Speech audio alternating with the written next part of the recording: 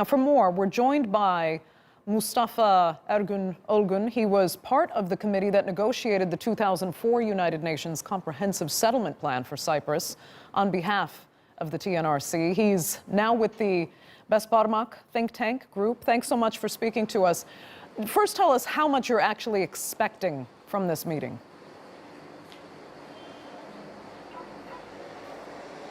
I mean, at issue at this time, I think there are three main topics. One is the overall settlement, political settlement of the Cyprus issue, I think, which is going to be at the center of the discussions they're having now. It is still continuing. The second issue is going to be the hydrocarbons issue, which has now gone beyond the boundaries of Cyprus, and it's covering the Eastern Mediterranean. And the third issue is going to be Varosha, which the Turkish Cypriot side, the TRNC, has suggested that it is going to open out for resettlement of its previous dwellers. So basically on the political settlement issue, the key issue is respect for Turkish Cypriot political equality by the Greek Cypriot side, which has failed for the last 50 years, more than 50 years, and a federal settlement aimed at power sharing and prosperity sharing has failed because of the failure of the Greek Cypriots to respect Turkish Cypriot political equality. They see their equality about Turkish Cypriot political equality, and this needs to be seen in practice for any meaningful talks to start between the two sides. I think President Akıncı is going to try to secure from Greek Cypriots respect for political equality and the translation of this into practical terms at the talks, before the talks, during the talks, and after the talks. I think the second issue, as you have mentioned just a minute ago, is the subject of hydrocarbons. The Turkish Cypriot side, as co-owner of these resources, has suggested co-management of these resources throughout the island, north and south, based on the current licenses that the two sides have granted. The Turkish Cypriot side to the Turkish Petroleum Company, and the Greek Cypriots to many other international companies.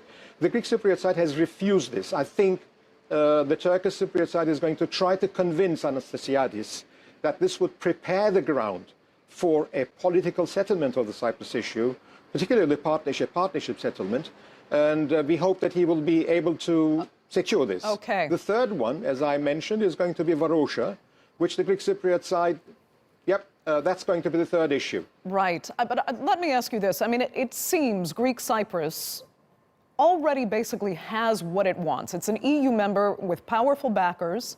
As we've seen in the case of the hydrocarbons debate, the EU has come to Greek Cypriots' defense. What reason does it have to be flexible in these talks? Absolutely, an absolutely excellent question.